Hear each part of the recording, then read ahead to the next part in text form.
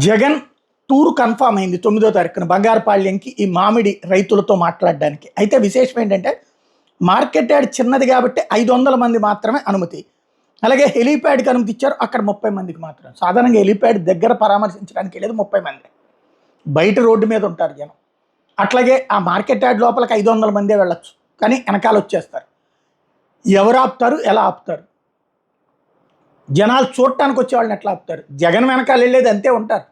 500 మంది నాయకులు కూడా ఉండరు, 25 మందో 50 మందో నాయకులు ఉంటారు. మిగతా వాళ్ళు లోకల్ నాయకులు ఉంటారు. పెద్ద నాయకులు అయితే 10-30 మందో 50 మందే కదా ఉండేది.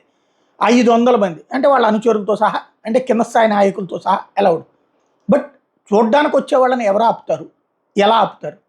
ఈ రిస్ట్రిక్షన్స్ అనేటటువంటిది యాక్సెప్టబుల్లేనా? ఇది చంద్రబాబు నాయుడుకు, లోకేష్కు, పవన్ కళ్యాణ్కు అలా పెడితే ఒప్పుకుంటారా? ఒప్పుకుని ఉండేవాళ్ళ ఇదివరకు, ఇప్పుడు ఒప్పుకుంటారా? ఇదివరకైతే అట్లాంటి రిస్ట్రిక్షన్ మీద అరాచకం చేస్తున్నావు, అహంకారంతో ప్రవర్తిస్తున్నావు, నీ మతాన్ని అనుస్తాం లాంటి స్టేట్మెంట్లు ఇచ్చారు కదా.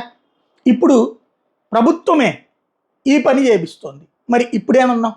ఆనాడు ప్రభుత్వం అహంకారంతో ప్రవర్తిస్తే ఇప్పుడు బాధ్యతతో ప్రవర్తిస్తున్నట్ట. ఓ నాయకుడు వెళ్ళి పరామర్శిస్తున్నప్పుడు Z+ కేటగిరీ సెక్యూరిటీలో వెళ్ళడం, పరామర్శించడం, రావడం, సెక్యూరిటీ ఏర్పాటు చేయాలి.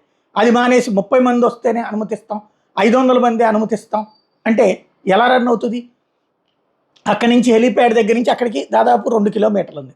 దారిలో ఎవరు కలవడానికి రాకూడదు, జగన్కి చెయ్యొప్పడానికి రాకూడదు, జగన్ బయటికి రావడానికి వీల్లేదు అంటే సాధ్యమవుతుందా? ఇది బాధ్యతాయుతమైనటువంటి కాన్సెప్టేనా? ఆలోచించాల్సి ఉంది.